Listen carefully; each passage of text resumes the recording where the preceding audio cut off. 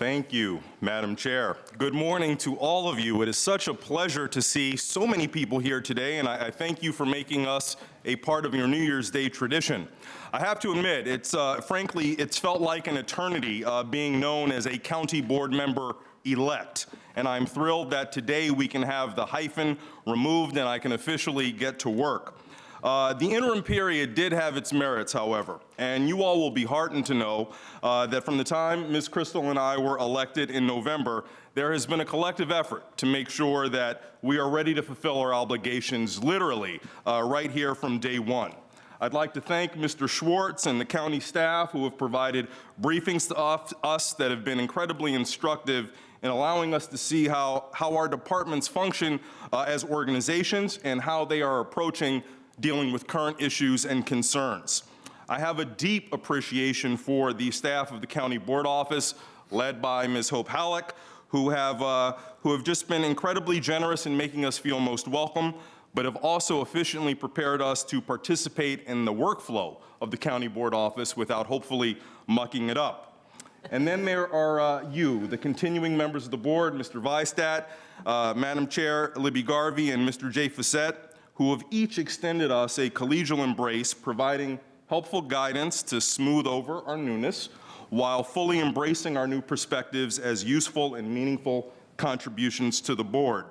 And I'd also like to acknowledge outgoing members Mary Hines and Walter Tejada, who have been so generous in sharing advice and best practices that will serve me well in serving the Arlington community.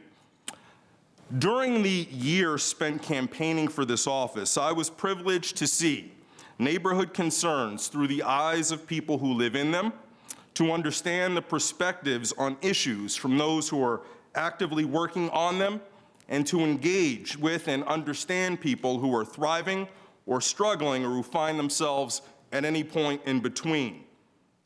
Through these experiences, some common themes have emerged. And one is a general sense of satisfaction with the kind of community that has been built, the quality of our schools, the mix of our neighborhoods, the many benefits of professional planning. I could go on and on. Yet there is also an anxiety that the quality of life that we are presently enjoying will not continue. Over the last year, our public has gained a greater appreciation of the challenges presented by higher than we would like commercial vacancies, higher than projected school enrollments, and housing costs appreciating more rapidly than incomes. They become aware of transit deficiencies and for space needs that vastly exceed our available supply.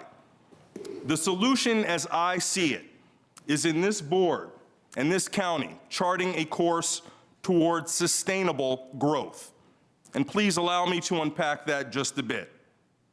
Sustainable growth means how we meet our present needs and overcome our current challenges without compromising the ability of current residents and future residents to enjoy our great community.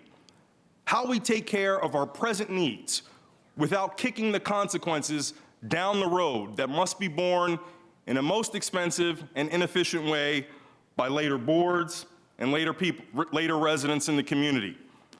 When we think about sustainability in housing, that means having housing choices for young professionals, working families, and retirees that are affordable enough to have them participate in the broader economy. It also means that our housing policy must be strategically coordinated with our plans to spur economic development and to enhance school and neighborhood diversity. We also have the very real and present needs of having adequate facilities to educate our students, to accommodate the growing demand for recreation and open space, and to house the equipment necessary for our infrastructure needs. Our limited footprint does present a challenge, but it's one that can be overcome by efficient uses of space, strategic land acquisition, and innovative approaches that provide flexibility over the long term. I appreciate Chairman Garvey's urgency toward our presenting and implementing a transit plan for Columbia Pike. We have an opportunity to improve the commuter transit experiences, as well as making transit a desirable option for people when they shop and when they play. This is an absolute prerequisite for sustainable growth and encouraging continued investment along Columbia Pike. And of course, there can be no sustainable growth while our commercial sector performs so far below potential due to historically high vacancy rates.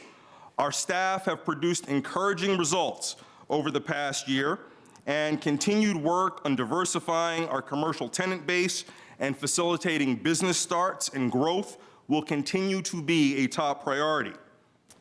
Now, over the course of this year, successes in these areas, to use a hackneyed but apt analogy, will be measured in singles and doubles, not by home runs. One area, however, where I am definitely looking to swing for the fences is in how we engage with the Arlington community. We must, right now, restore the faith that public participation is valued and valuable. Professionalized public participation in conceptualizing, planning, and/or implementing policy initiatives is a key component of sustainability and will go a long way toward our residents and stakeholders remaining a part of this community that they help create. Now, in the few minutes I wanted to take today, I could not outline every priority that I have or affirm the many wonderful priorities offered by my colleagues thus far and that will be offered very soon. And clearly, we're not going to accomplish everything in this year. But what I would like for us to do in 2016 is to begin thinking about how the board is able to identify, develop, and plan to work toward our priorities by taking a longer view than simply year-to-year budget cycles. Now, in addition to the sense of satisfaction mixed with anxiety that I spoke about before, my campaign experience also revealed that there is a hope that we can, in fact, enhance our quality of life and make Arlington sustainable in the long term. I share that sense of hope, and I look forward to making it a reality. Thank you all for listening.